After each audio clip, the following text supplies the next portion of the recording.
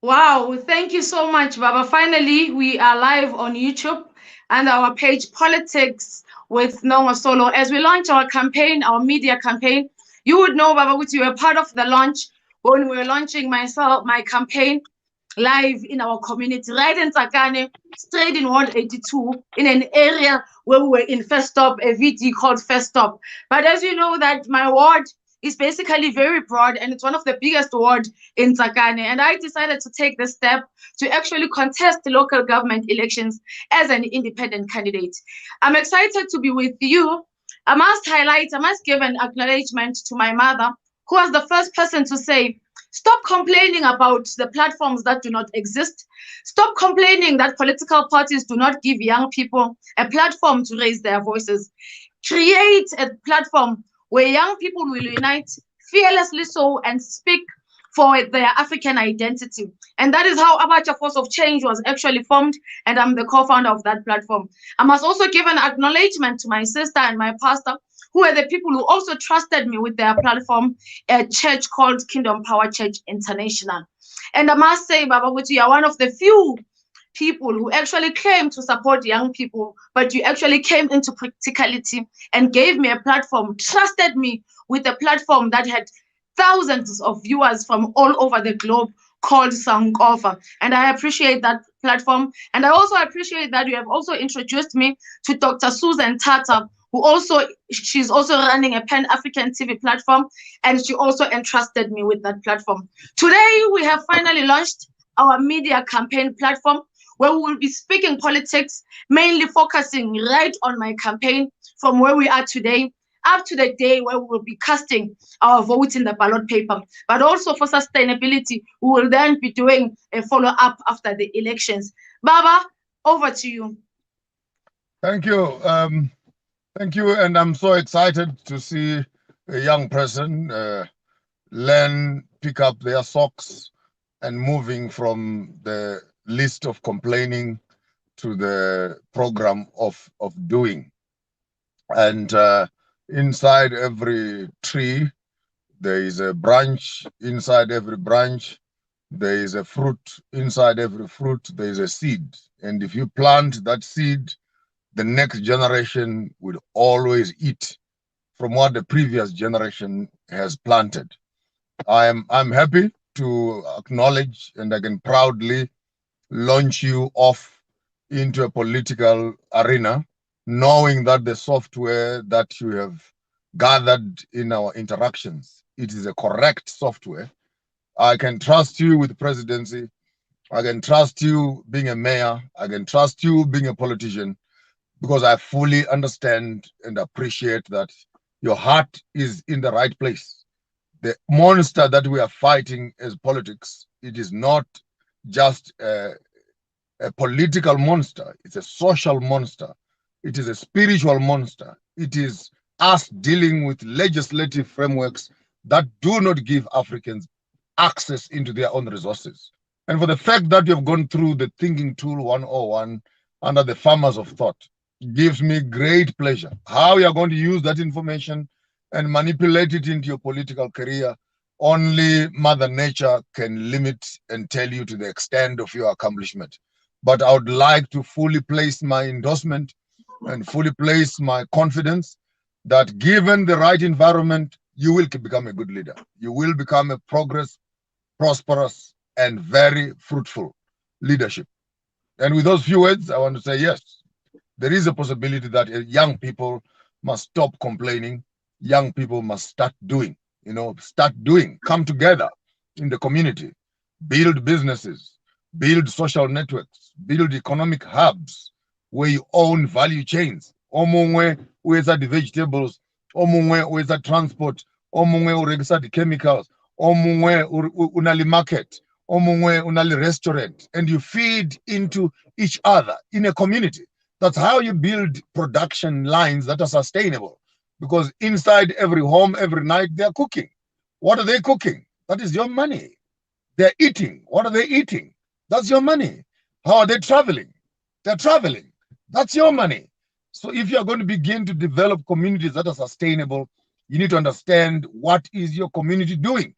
And how, as your community, can you begin to put programs that appeal, that speak to the activities that are happening into that environment? And with those few words, man, I can talk until the cows come home, but I want to share my full support towards you standing up in your community as an electoral candidate in your ward.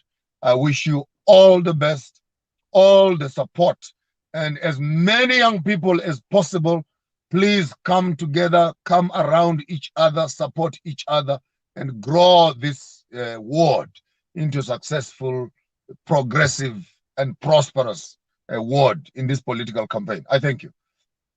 And we fully appreciate, I fully appreciate the fact that you are with us as young people here in the present, taking care of our future with solutions from the past. Yesterday, you were online and you were talking very valuable things, and I want us to touch base on that. You said a very important line. You said, for as long as we run under colonial-based government systems, there will just be no change. Now, the tricky part about the entire system is that, one, local government elections are a colonial system in South Africa as we speak. And that colonialism on its own is a global matter and affects us globally. Now we want to understand, is it possible then to actually make an impact at a local level under a governmental colonial system, trying to make a difference at that local level with even though you are thinking globally, yet the globe on its own is affected by colony? Yes, beautiful question. You will be able to make some changes which are locally based, in that the local community can begin to come together and do their own local products and local programs.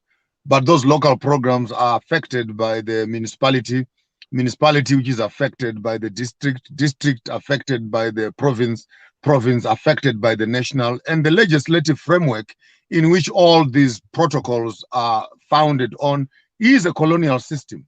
The idea is to create a nucleus program at a local level, because that's where the people are. And if the people can decide how they want to run their politics and they become successful, then it can influence the next community. And when communities come together under a localized thinking, we can begin to vote and make changes at a constitutional level, which becomes a national agenda. The third thing is that those that are running the national instruments, for example, ANC, they don't even know where their people are. They don't even know what their people are eating. They don't even know how far is the clinic from the old woman who is suffering from diabetes is. They don't know how many pipes of sewage are flowing in front of the homes of their own constituency. They don't even know who is owning the businesses that they are saying that our economy. They don't even understand who is our constitution, in whose name that constitution is written. It is a sad thing. I could say this even to Ramaphosa himself. In as much as he says our constitution, our government, does he even know whose policy, whose constitution, whose legislative framework are you promoting? How many Africans are included into that constitution that you're talking about? If I constantly say, when African leadership does not understand the premix and the prefixes of what they call democracy, that it is a colonial system intended to protect the colonial businesses, our African leaders will be going into power to further oppress the blacks to the bliss and happiness of the colonialists who are owning the businesses in which they've become partners and shareholders of. You need to replay this and understand that mathematical formula I'm giving you. That to have a leader, he must be corrupt and he must be corrupted by the business. And the business that is corrupting is colonial business. And they give him a mandate to go and collude and further oppress his own people. This is the problem for the past 60 years, from Ghana to Kenya, to Tanzania, to Congo, to Zimbabwe, to Zambia, to Malawi, to Namibia, to South Africa. 65 years later, we are struggling to define democracy. And this, what we call our democracy, is not our democracy. Democracy simply means get into power and protect the colonial businesses that have put you into power. That's very deep. You spoke about the fact that the managers of the system at this point are the ones that are educated. One of the mission pillars in my manifesto is that we should look at education as a fundamental liberator. And you will hear people complaining that education is not actually a national issue. But we discover that even from a local level, it's the educated ones that are managing and protecting the system, that are sitting in the local CCC municipalities, ensuring that people are not getting the service that they are supposed to get, ensuring that people are not getting land in order to start their own businesses, ensuring that people are not getting capital in order to start their own businesses. So they are the ones who are actually managing the system. They are the ones who are actually even controlling who gets land, when, and how. And then this then goes back to question the miseducation that we are talking about, that we are getting even from the school level, the primary level, or even the early childhood level. What would be your take when you contest local government elections? How do you then step into the education system and begin to make few changes that can impact the nation? Education is a very sensitive picture and very sensitive element on any governmental, electoral, progressive development strategy, because it becomes the software through which you can run the hardware. The software becomes education. The hardware becomes the government instruments. So when you begin to talk about education, the question is, whose education are you talking about? You need to go back on your thinking tool and place your mind. Are we talking about Western education? Are we talking about European education? Are we talking about Chinese education? Are we talking about African education? And how is Western education impacting African education? How is European education impacting African education? And how is Chinese technology and education impacting African development? Then you look around and say, when we are preparing our children to participate on the global market, we need them to have a Western mindset. We need them to have a European hardware in terms of machinery. We need them to have an Eastern technological advancement, and we need them to have an Ubuntu, which is a Southern emblem, so that when you are creating your programs and creating your curriculum from a creche to primary school, to high school, to college, what sort of people are you producing through? Right now, our education is producing Europeans. Full stop. William Shakespeare, Charles Dickens, poetry, Julius Caesar. Memorize a few passages from Julius Caesar. By tomorrow morning, you'll be called a master's and a graduate. If right now you can memorize, let me tell you, a young man out there, if right now you can memorize Julius Caesar or 12th Night or Far from the Maiden Crowd, you can memorize half of that book, and you can walk to London and recite it by heart. You'll be given a master's and a doctorate simply by memorizing what a colonialist has written. But can you come back to Africa after you've been given the master's and say, here is what I'm producing, here is the impact that I'm making? I'm saying this at a very deeper level, because I need the African scholars and those that are going to make impact in the academic space to begin to fully appreciate that the quality is not just education. I want you to underline the quality of education. Because there's even in South Africa, there's Bantu education, which you will not find at St. David, which you will not find at St. Mary's, you will not find at St. Columbus. You will not find where the white children are studying. They are studying a different curriculum. Yes, they write the same exam, but the content of their qualification is not the same with what Sakanek's kids are listening to and learning. Therefore, we need to start looking, if we are going to use education as a pillar on your political campaign, you need to underline 3 to 4 times. It's not just education. What type of education? What storybooks are your creche children listening to? What storylines are they listening to? What quality of teachers are teaching? And what are they teaching those children? By the time those children leave creche and they move into primary school, what is the curriculum at the primary school level? How many legs does a grasshopper have? Which mosquito gives malaria? Is it the male one or the female one? Do you have a problem of malaria in South Africa? Answer is no, except in Mpumalanga and Mozambique Basin. Then you move over and say, these grasshoppers you're talking about, who has ever seen a grasshopper in Tsakane? And you go to school and you're studying grasshoppers and mosquitoes. I need to learn an education program that tells a child in Tsakane there is 500,000, 600,000, or 1 million people that are within my environment. You walk, don't drive, don't get in a taxi. Walk, get in a taxi. Walk the community. Go to the slums. Go to the low-cost housings. Look at the people. What are their problems? Sewage, water is running through their doorsteps. Shops. Who is owning those shops?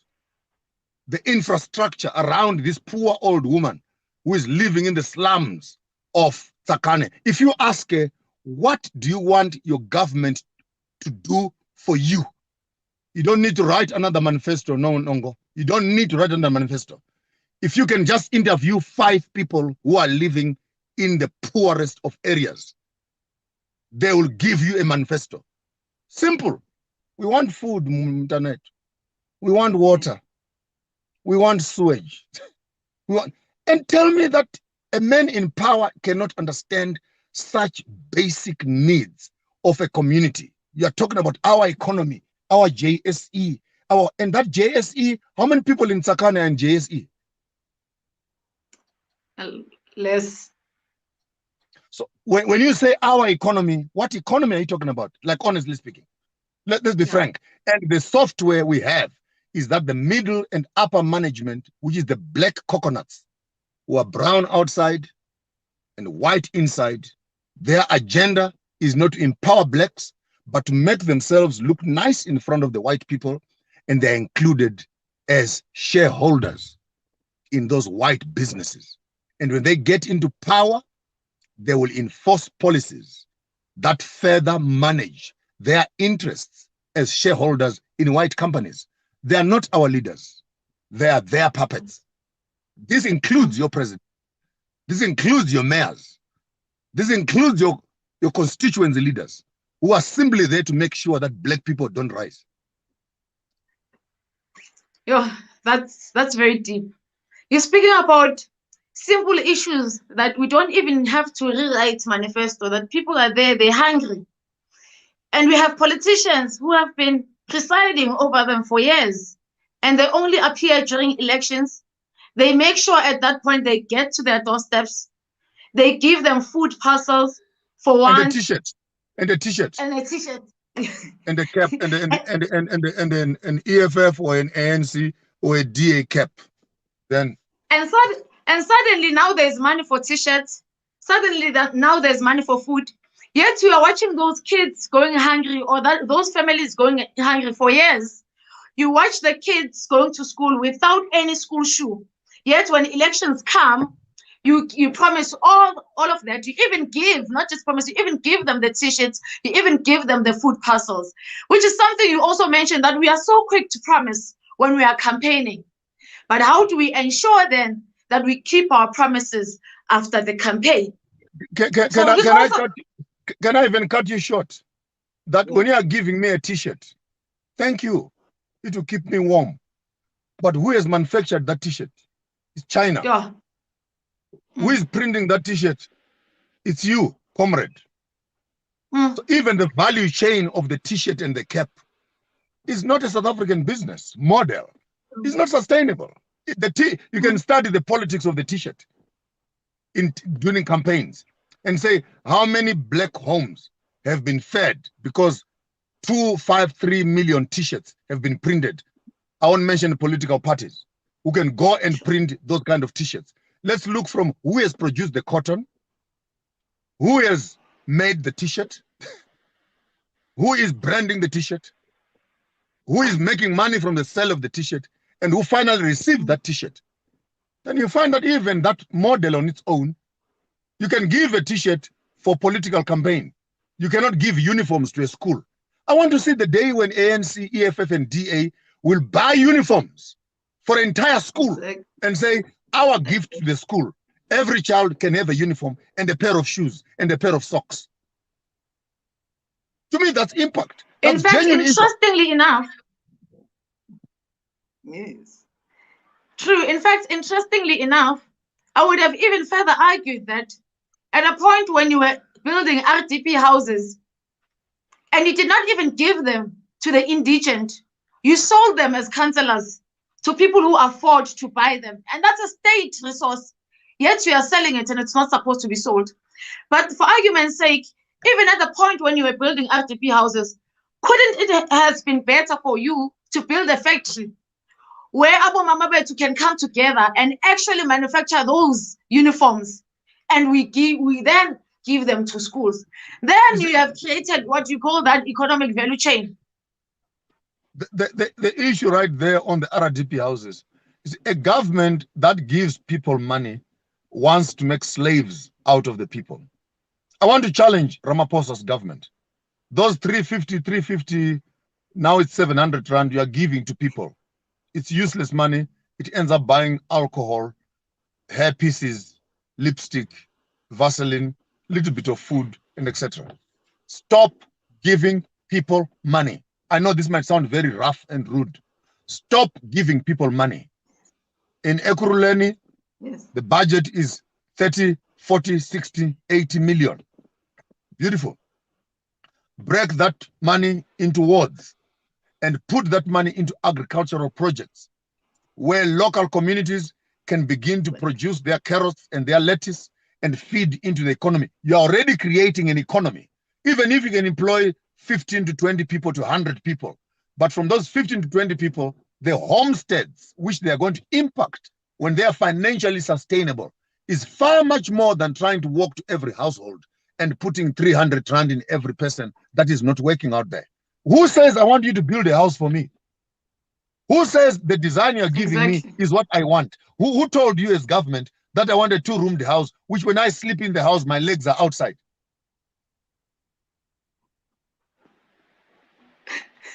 And that house doesn't even have a yard for you to even manufacture, for you to even plant. When the puppets of the colonialists are in power, they think for the poor. No, Baba Chele de Gofela. Ubashapa got 300 rand, 300 rand, 200 rand. No, they will support you. ANC, Kiona Mpela, Baba Rifa the 300 rand. Like, honestly, I look at you right now and I give you 300 rand. Let's be honest. Your airtime is 100 rand. Your food is 600 rand. Your rent is 1.5. Your transport is another 1,000 bucks. Your children's school fees is another 800 rand. Their transport is 950 a month. Like, give me a budget. As a single mother, for example, I'm just making this as an example. As a single mother receiving 350, how much can 350 accomplish? You can't even buy soap. We can't even buy pads with 350. A packet of pads. How much is a packet of pads? How much is a packet of pads? 32 rand. If you have two girls, 32, that's 90 rand already gone on pads. How much is tissue paper?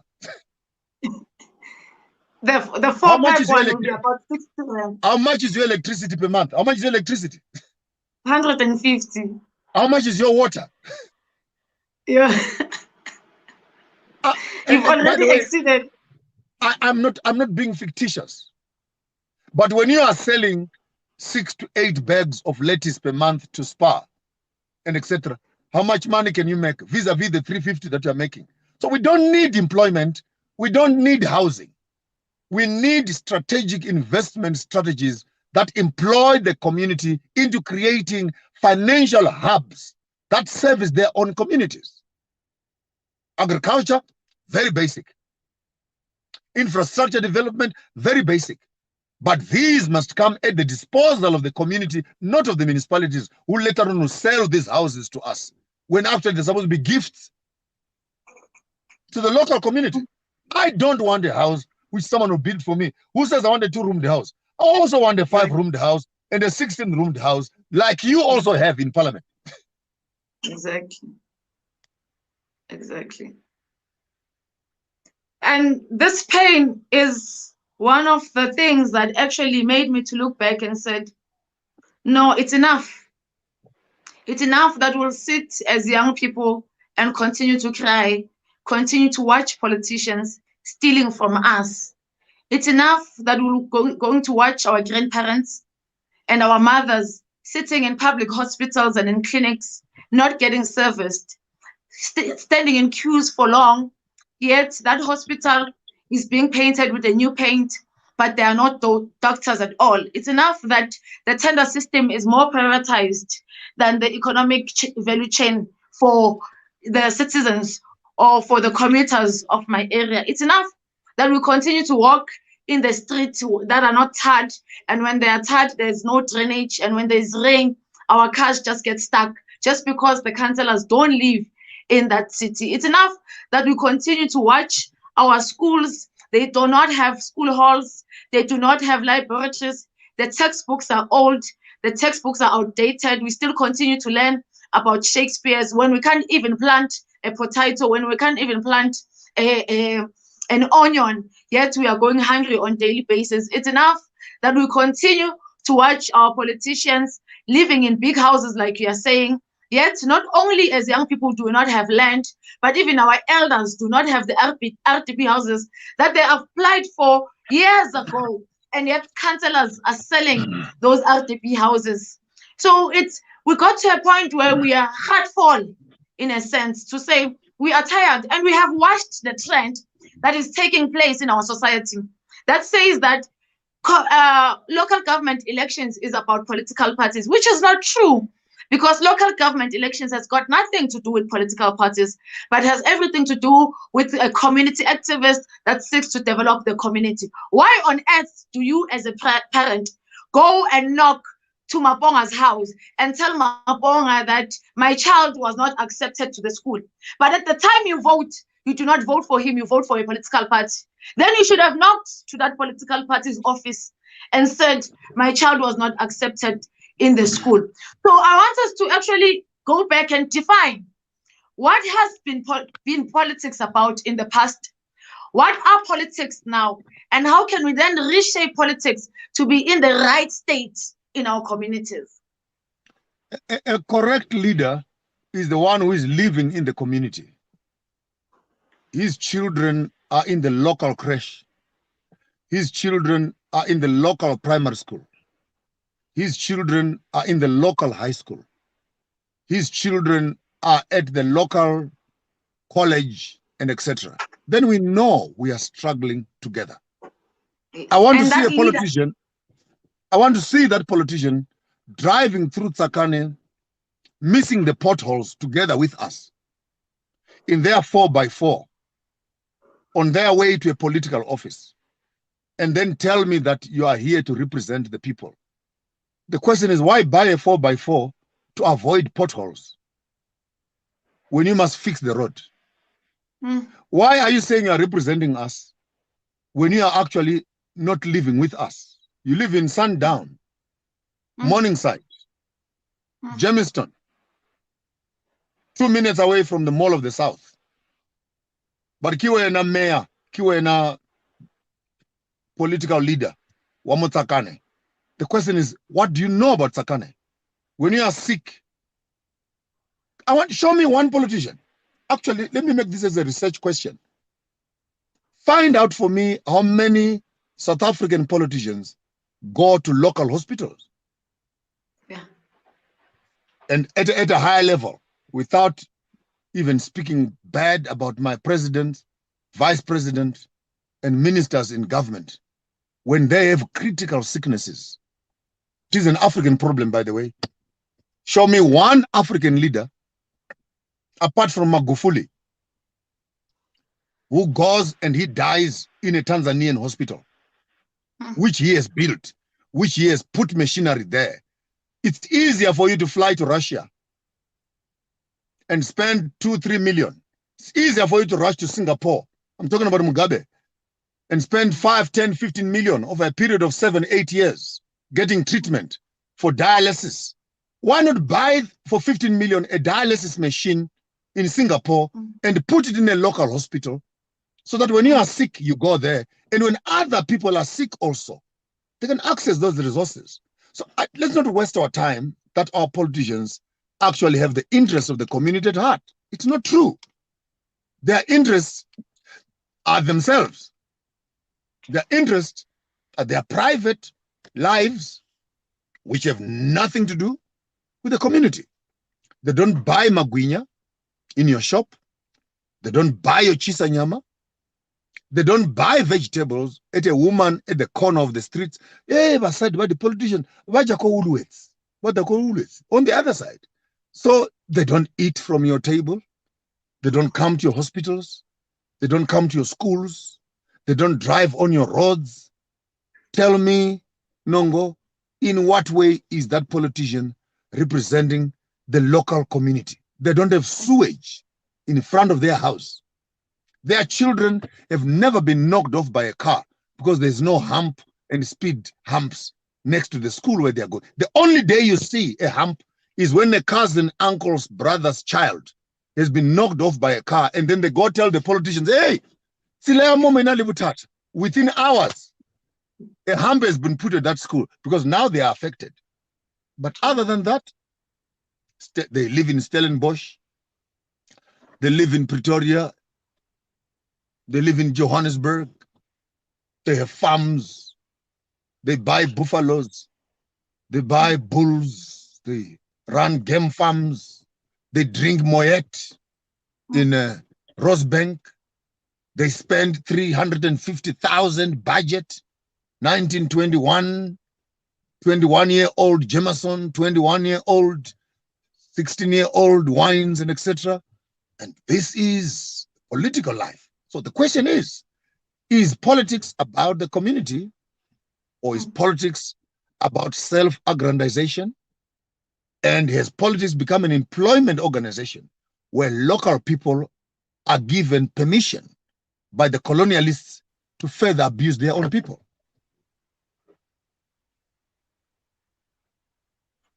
We're back.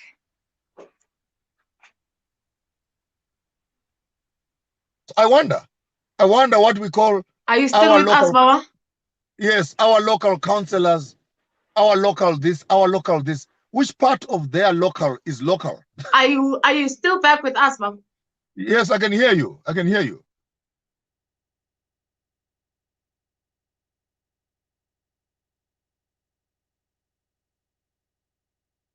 Hello?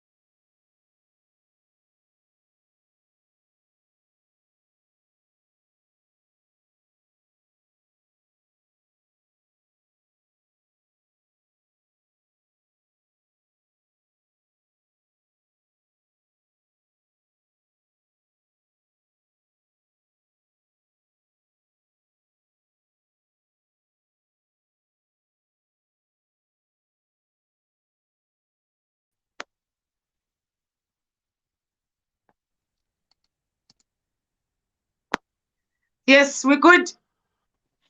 So I'm saying, when you say you're a local leader, which part of your local is local? You are local. You are local in what sense? You don't live here. You don't eat here. You don't study. You don't get medicine here. Show me one minister in the government who was vaccinated in the local clinic. In the community. They are all private wards somewhere, and that puts another problem. Are you being vaccinated with the same vaccination that we are receiving in the community? That creates a whole new conversation, by the way, which I don't want to get involved in. That we have Fraser, we have Anazexa, Atazexa, whatever they call it. You have, Johnson and Johnson and whatever. So do our local people also have an option and say, give me this one? No, I don't want this. I've done research on this one. Can I have this vaccination, not this one? Or a cheaper vaccination is in the poor communities. A middle vaccination is in the middle community, and the real vaccination is in the higher community. I don't believe in vaccination, by the way. That's a conversation for another day. But if you understand exactly, if you as a leader are together with us, are you smelling our sewage with us? Are you drinking the same water? Right now, I want to make it on your platform. Very, very important announcement. All of you are listening to this broadcast. Never take water from the tap and drink it directly. Please take that water, boil it first, particularly drinking water. Boil it first, burn some wood on the side, get some ash and some charcoal, crush it a little bit, and push it and put it in that water. Let it sleep overnight. There's a strong conspiracy going right now that the water that we are drinking is now contaminated. They are trying to put even, this sounds like a conspiracy, that I wish if people could be listening to this, to go and take tap water, Sakane, Soweto, Hammanskraal, and etc., 4, 5, 6, 10 levels, and test that water and see what is in that water that we are drinking, and find out what is in that water. I've received it from high information that even the water that we are drinking from our taps right now is no longer safe water. Our municipality managers and watermen, are they aware of this? No, what they can buy free. They can buy some spring water in shop, and the poor people in the community, what are they drinking?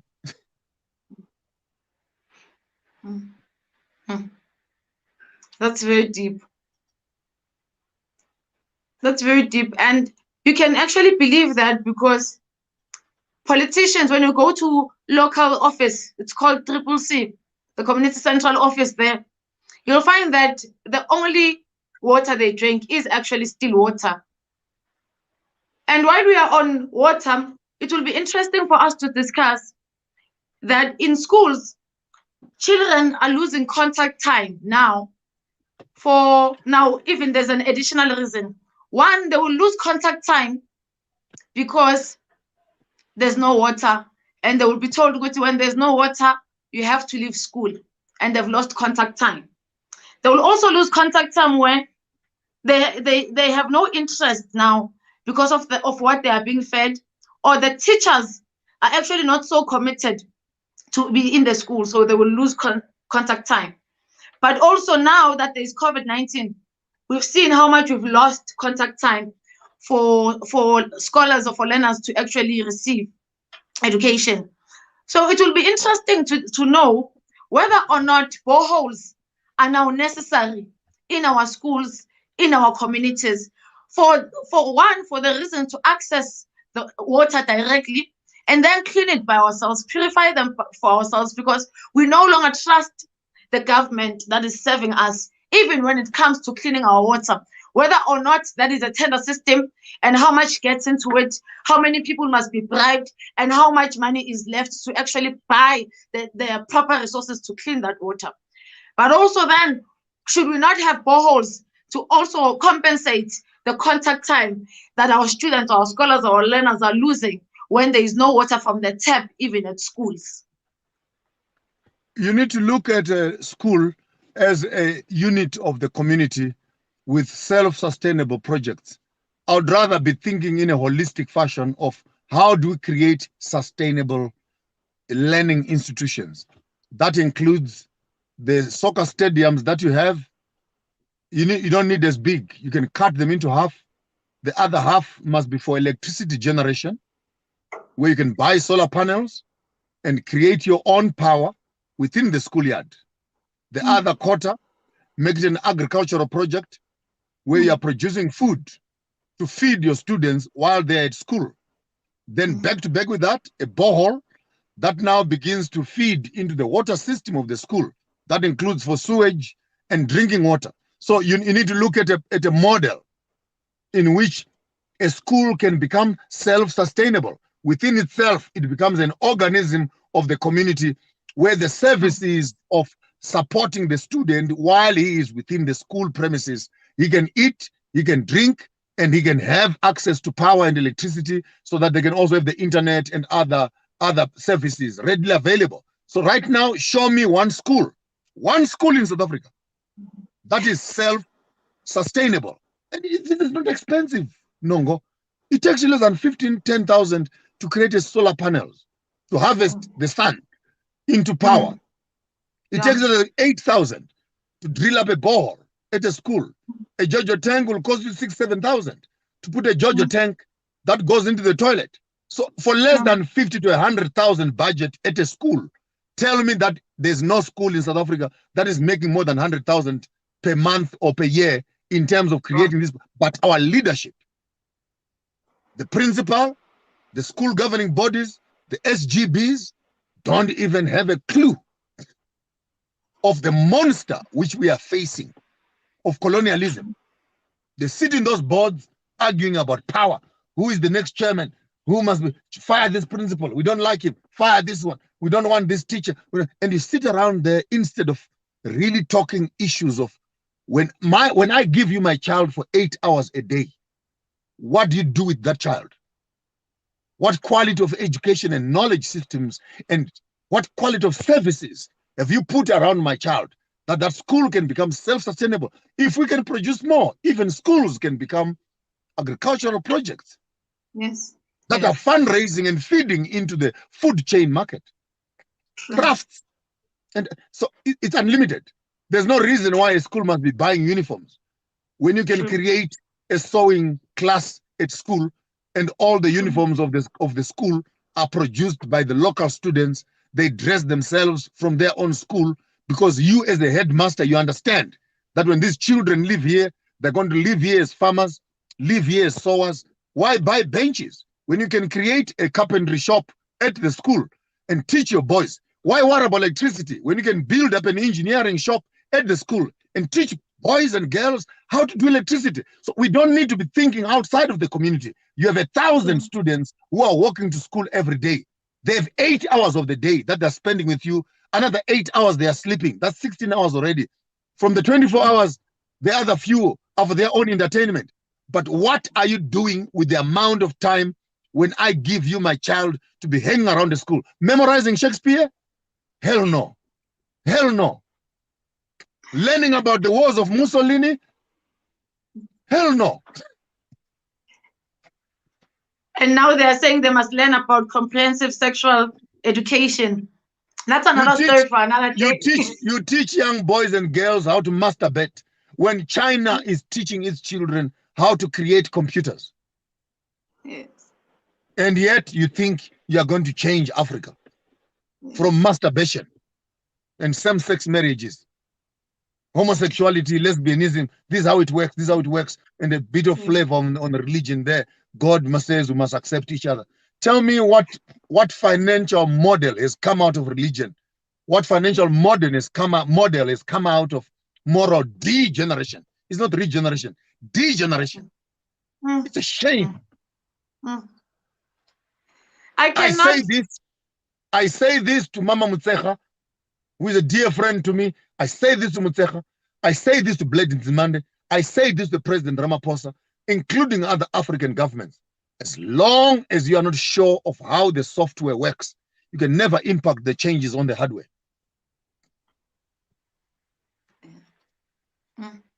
That's deep. I can't even add much to that. And it's true. I think we should make a disclaimer to the viewers that as much as I'm contesting local government elections in Tsakani, all that you are speaking about are things I listen to when we speak and have our mentorship sessions. And those are the things that we are planning to implement in Tsakani. And we can even take it further to say, even when we are at school and we throw our plastics and our bottles there, we should get into a point where we collect them yet again and put them into a recycling thing, and even get into an eco brick system. And there's a whole lot more that we can do in schools. And I completely agree. Schools have big yards that we can use constructively and effectively. But also we must look at the churches also that have too much big yards and say, not that we are taking you away, but how can we then bring those yards into an effective? We can't just park cars and compete about the cars that we are parking in the yards that we have. Let's look into agriculture even in the church space. Let's look into even in the church space, and we begin to use our instrumental or infrastructure in a very instrumental method. But Baba, you touched a very important point of leadership on its own, where we need to understand what leadership is. We need to understand what governance is. You spoke about the incompetence in schools, but we even have incompetence within our councillors.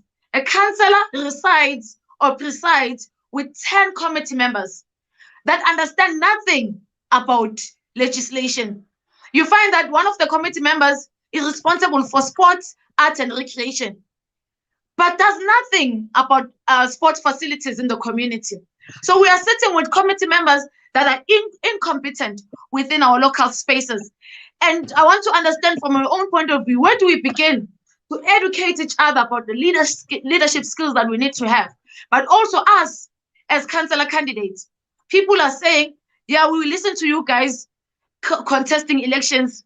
We hear your manifestos.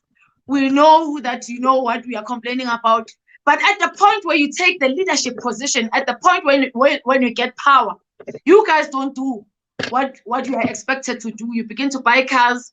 You begin to move out of the township. The committee members that you work with know nothing about what you're doing. You begin to appoint your friends for tender, and you forget about us. So what tools can we put in place to ensure that we have leadership skills, we have leadership competence, and that we have character intact to us that will not be corrupted as we gain power? When you appoint lions as leaders of jungle dietary system, lions don't change their menu to include vegetables. They still use meat as their basic diet. When you choose sheep to design the diet of the jungle, they will create policies that protect them from the lion that is eating them. I hope you can hear me. I hear you, Steve. So that the quality of our leadership, if it is not sensitive to the needs of the community in which they are leading, it does not change their intentions and appetite for functions within the same jurisdiction frameworks in which they are coming from. In one sentence, what am I saying? We don't elect leaders. We appoint leaders. Wow. That's a great difference, because we can vote based on friendship, but election is based on integrity. Right now in the whole of Tsakani, where you're living right now, you know there's an old man there or an old woman there who has the interest of the community at heart. Leaders are born. They're already there. You don't have to look for them. And if as a community can just say, our councillor is X, even if, for example, let's say you win your local elections in your ward, I want to challenge you. Go back in the community, find that old person, find that old woman, and keep her next to you. Because she becomes your pulse in terms of what is the DNA of this community and what is it that we need as a community. She becomes your bouncing board as you are busy talking politics on one end, but where are the people and what are they saying? And these leaders are there. This thing of shipping leaders from Limpopo, from Northern Province, from Mahikeng and Cape Town, it's not working. It's a shame for us to be talking democracy, yet democracy is actually covered in manipulation and friendship politics which is not beneficiary to local communities. That's deep. Oh, thank you so much for that advice. And as you know, I'll definitely take it and basically implement it. And it's important that even when I win, it's mandatory that I go back to the community, and my committee, the 10 committee members, must come from the community, spread it all over the world. Because the biggest mistake that political parties do is that then they parachute the councillor together with the 10 committee members who understand little, if not nothing, about the issues of the community, about the issues of governance, and about management, and about management in its entirety. I want to speak to the youth of Ekurhuleni. I want to speak to the youth of Tsakane to rally behind you, to support you, to work with you, to advise you, to criticize you, to build you, to work with you, to grow with you, to own with you, to develop with you. And for what it is worth, let's gather together and create these sustainable models which have a passion for community development. This includes agricultural projects, elementary learning projects, creche, kindergarten, and etc. This includes our schools. This includes the municipality service delivery models. This includes development of leadership, change of curriculums, extramural activities, sports, and etc., utilization of land. I mean, I can go on and on. But ladies and gentlemen, if you are living in the East Rand, if you're particularly in the Tsakane area, with all my heart, Maponga J from Farmers of Thought, we want to give and recommend to you Nhongo Solo right there in the East Rand, that if you want a person that you can be working with to develop this product and change the politics of South Africa, we have a place where we can start. And I want to give my unreserved recommendation and support for this great initiative that you have done towards the transformation of the politics in your own area. And by the time you make it big in politics, please remember the people who will have built you and put you up there. Remember the young people. Remember the old people. Remember the poor people. And once in a while, even in power, please park your car, walk the streets, meet the people. Sit around those low-level people who have nothing. Listen to them constantly. Keep them. You don't need a bodyguard next to you. Your people will protect you. There's no reason why we can vote you as a councillor, and when you come back to the same council where we voted you, you come back with 16 bodyguards to protect you from us who have voted you into power. Then the question is, who are you? And who are you representing? So I want to recommend Nhongo on this beautiful, beautiful journey that she has started to the transformation of the youth and the local economy towards building a sustainable South African community. And with those words, I am very, very much humbled and thankful to have had a student in my hand who has now moved from just converting words that I speak into a political career, into a community empowerment career. And I wish you all the best. I wish you all the blessings and safety by day, safety by night.